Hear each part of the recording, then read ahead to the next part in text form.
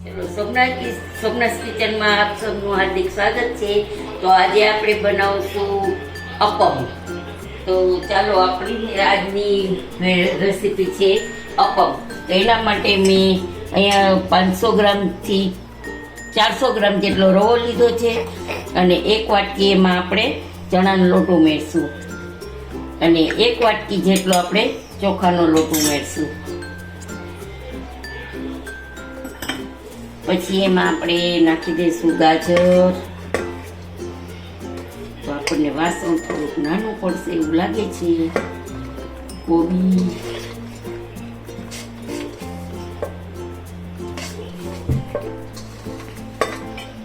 અને આ થોડી ડુંગળી, બધું ઝીણું ઝીણું સમારેલું છે।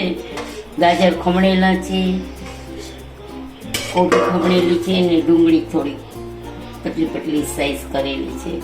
તો બધું મિક્સ કરી દેશું। તો 1 મિનિટ। તો બધું મિક્સ કરી દીધું છે આપણે। આમાં વેજીટેબલ બધાય અને મકાઈ પણ નાખી શકો છો તમે, વટાણા પણ નાખી શકો છો। બધું જે કાંઈ પણ વેજીટેબલ તમારે ઉમેરવા હોય તો ઉમેરી શકો છો। પછી આપણે નાખશું 1 થી 1.5 ચમચી જેટલું નિમક અને આમને આપણે અડધી કલાક જેટલું પલાળીને રાખી દેવું જોઈશે।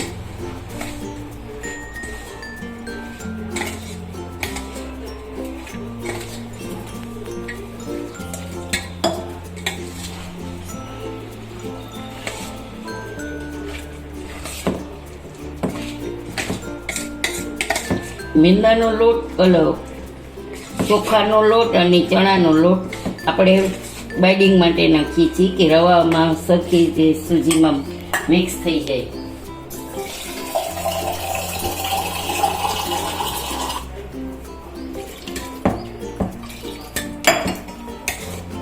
તો જોઈ શકો છો કે આપણે આ મિક્સ કરી દીધું છે બધું બરાબર અને આટલું ઢીલું રાખ્યું છે, પણ હજી સૂજી છે એટલે થોડુંક કઠણ થઈ જશે। તો આને 1 કલાક માટે આપણે ઢાંકીને રાખી દઈશું। તો 1 કલાક માટે આપણે આને ઢાંકીને રેક્સ કરવા રાખી। તો જો આપણું બેટર એકદમ સ્મૂથ થઈ ગયું છે અને સૂજી એકદમ પલળી ગઈ છે। તો હવે આપણે એમાં નિમક નાખી દીધું છે, આદુ મરચાંની પેસ્ટ છે અને ધાણા ભાજી નાખી છે।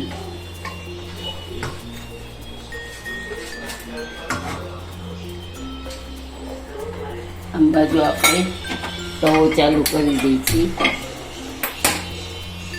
રવાનું અપમનું પેન મૂકી દીધું છે। તો આપણે એમાં પેનમાં અપમ બનાવવાના છે।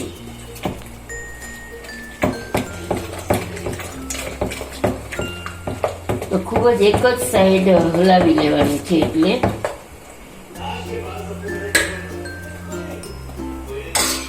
ચાલો આપણે આમાં અપમમાં તેલ મૂકી દઈએ। થોડું થોડું તેલ મૂકવાનું રહેશે, બહુ નહીં।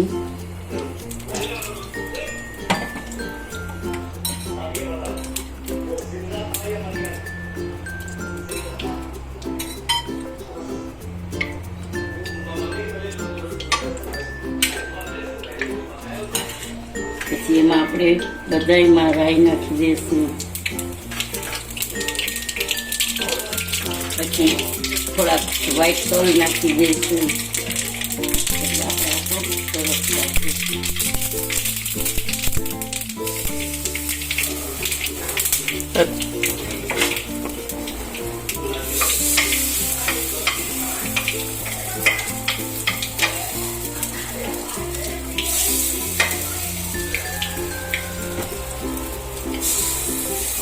થોડાક તલ ઉડશે પણ લાગશે સરસ સ્વાદમાં।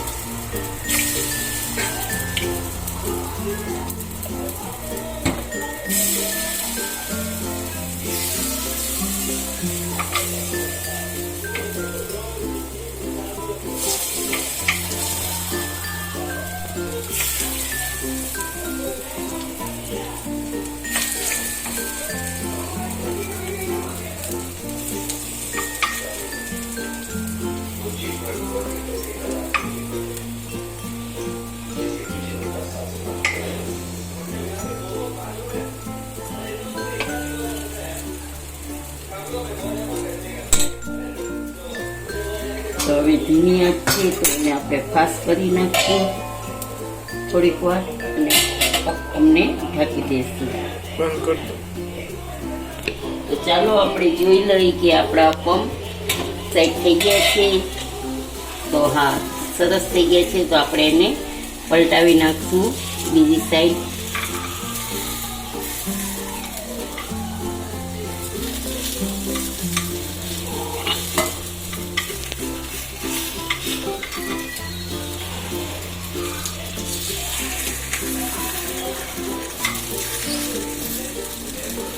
જોઈ શકો છો ગાઈસ કેટલા ફૂલી ગયા છે. ફૂલીને એકદમ સરસ પોચા છે. તો સોસ સાથે સોસ કે લીલી ચટણી સાથે, લસણની ચટણી સાથે, દહીં સાથે, ગમે તેના સાથે તમે આને ખાઈ શકો છો.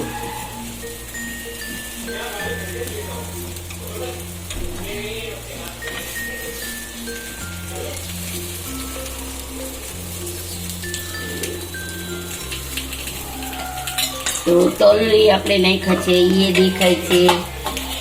હવે આપણે એને પલટાવી નાખ્યા છે. તો તેને પાછા અને ગેસને સ્લો કરી દઈશું સાવ, એટલે પછી હમણાં થઈ જશે આપણા પંપ રેડી. રેડી થઈ ગયા છે.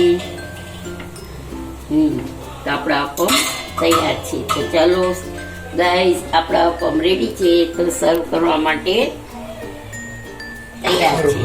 તો આપણે પ્લેટમાં કાઢી લઈશું.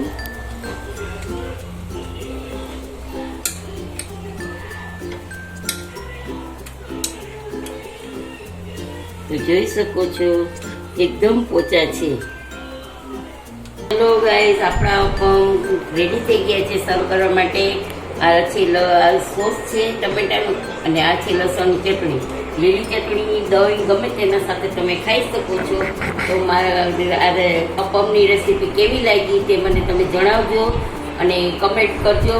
કમેન્ટ બોક્સમાં કમેન્ટ કરજો અને લાઈક કરજો, શેર કરજો અને સબસ્ક્રાઈબ કરજો. અને મારા એ વિડીયો તમને કેવા લાગે છે તે જણાવજો. જય શ્રી કૃષ્ણ.